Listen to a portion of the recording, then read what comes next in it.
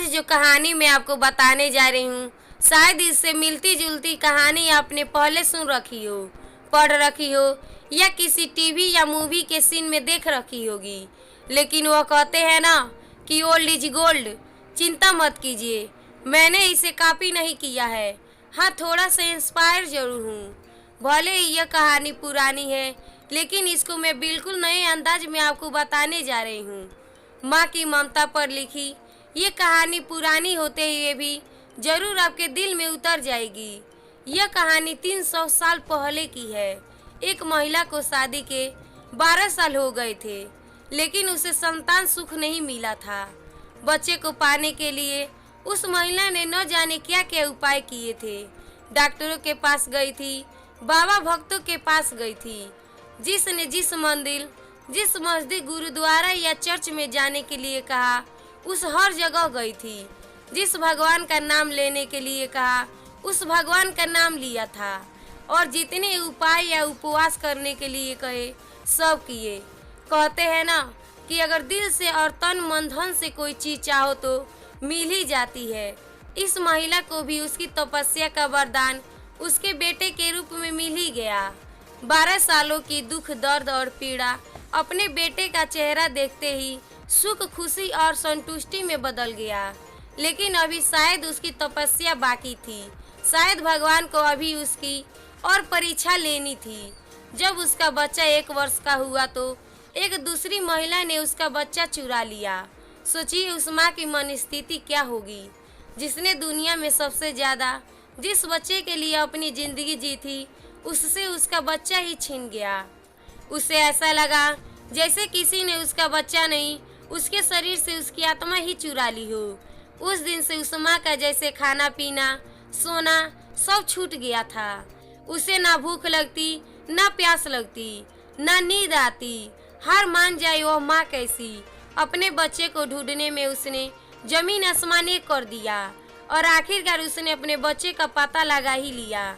वह पहुंच गई उस चोर महिला के पास अपने बच्चे को वापस लेने के लिए। जब बच्चे की मां ने उस चोर महिला से अपने बच्चे को वापस पाना चाहा तो वह महिला ऐसा जताने लगी जैसे वह उसका खुद का बच्चा हो। जब बच्चे की मां को लगा किसी भी तरह से बात बनती नजर नहीं आ रही है, तब वह इस मुद्दे को राजा के पास लेकर गई। राजा के दरबार में दोनों महिलाएं हाजिर की गईं। दोनों ही महिलाएं उस बच्चे पर अपना पूरा हक जताने लगी। राजा और उसके सभी दरबारी काफी आश्चर्यचकित और हैरान हो गए, क्योंकि बच्चे की सच्ची मां को पहचानने के लिए उन्होंने जितने भी सवाल बच्चे के बारे में दोनों ही महिलाओं से किए, जो उसकी आदतों, उसकी पसंद या उसके निशानों के बारे में थे, दोनों ही महिलाएं उसका सही सही जवाब दे रही थी।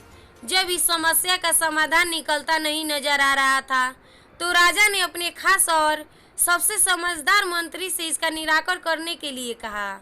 मंत्री ने बिना 1 मिनट की देरी किए तुरंत राजा से कहा कि महाराज, मुझे लगता है कि ये दोनों ही इस बच्चे की मां है।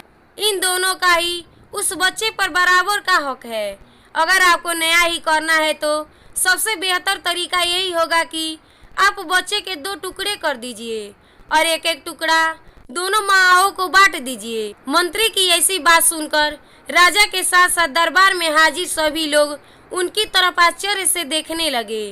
राजा ने सोचा कि मंत्री के ऐसा मूर्खतापूर्ण बातों के पीछे जरूर कोई रहस्य होगा। वह बिना सोचे समझे ऐसी बात कभी नहीं कर सकते। राजा ने तुरंत अपने सिपाहियों से कहा कि मंत्री की बात पर अमल किया जाए और इस बच्चे के 2 टुकड़े कर दिए जाए। बच्चे की असली मां ने यह फैसला सुनते ही राजा के पैर पकड़ लिए और बोली, महाराज, मुझ पर इतना जुल्म मत कीजिए। आप चाहो तो बच्चे को उस महिला को दे दीजिए, लेकिन उसके 2 टुकड़े कर मत मारिए। मेरा बच्चा मेरे पास नहीं रहा तो चलेगा, इस दुनिया में तो रहेगा। मंत्री जी ने राजा से कहा, महाराज, यही उस बच्चे की असली माँ है, और जो वहाँ पर शांत खड़ी है वह है चोर। राजा ने तुरंत उस बच्चे को उसके असली माँ को सौंपने के लिए कहा और उस चोर महिला को फांसी की सजा सुनाई। बच्चे की असली माँ को उस दूसरी महिला पर, जिसने उसका बच्चा चुराया था, दया आ गई, क्योंकि उससे मिलने के बाद उसे यह पता चला कि वह भी उसी परिस्थिति से गुजर रही थी जिससे वह 12 सालों से गुजरी थी। इस महिला ने अपने बाझपन के चलते अपनी गोद भरने के लिए उस बच्चे को चुराया था और चुराने के बाद भी वह उस बच्चे को अपने खुद के बेटे की तरह प्यार करती थी। बच्चे की असली माँ ने दरबार में विनती कर उस महिला को माफ़ करने के लिए कहा। दोस्तों, ये मेरी छोटी सी स्टोरी आपको कैसी लगी और इस कहानी पर आपका क्या राय है, कमेंट करके बताएं।